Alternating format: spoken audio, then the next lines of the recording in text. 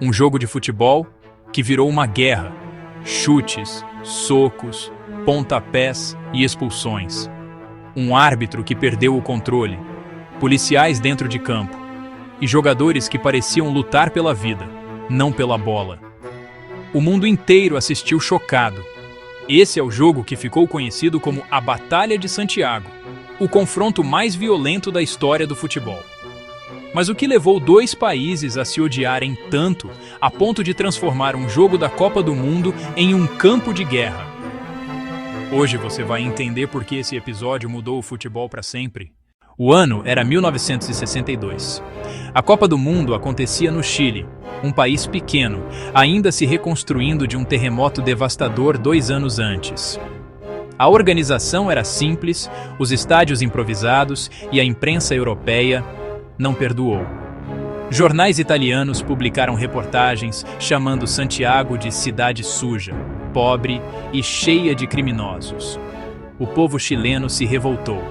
Essas palavras foram como gasolina jogada em um incêndio.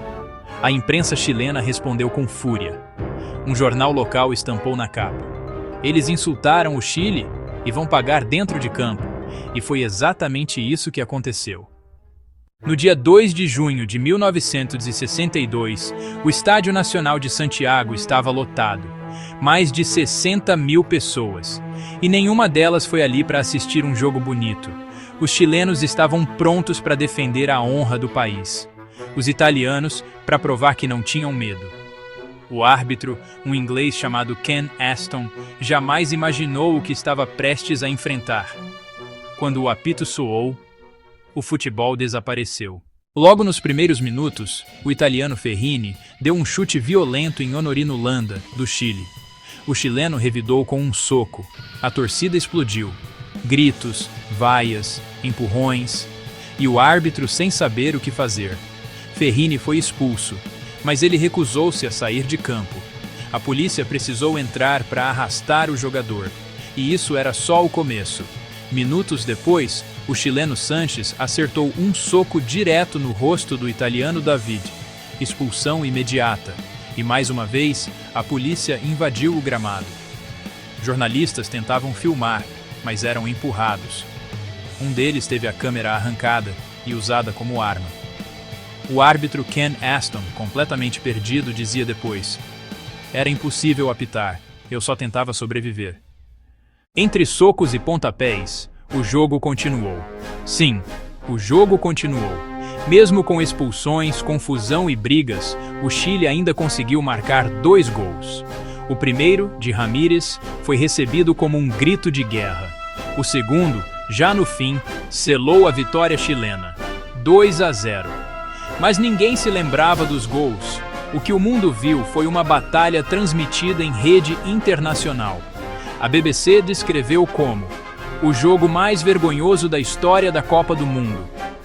Os jornais europeus pediram punições. A FIFA ficou em choque. O escândalo foi tão grande que a FIFA percebeu: o futebol precisava mudar. Ken Aston, o árbitro daquele dia, saiu traumatizado. Anos depois, dirigindo em Londres, ele parou em um semáforo e teve uma ideia. Verde, siga. Amarelo, atenção. Vermelho, pare. Nasciam ali os cartões amarelo e vermelho, criados para evitar que cenas como as de Santiago se repetissem.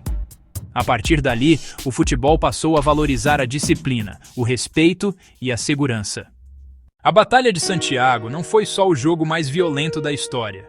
Foi um espelho do que acontece quando o ódio entra em campo. Quando a rivalidade ultrapassa o limite. Quando esquecer que o futebol é jogo, vira o maior erro. A partir de 1962, a FIFA começou a tratar a disciplina como parte da alma do futebol. Mas a pergunta que fica é: será que aprendemos a lição? Comente aqui e não deixe de se inscrever no canal para mais vídeos como esse.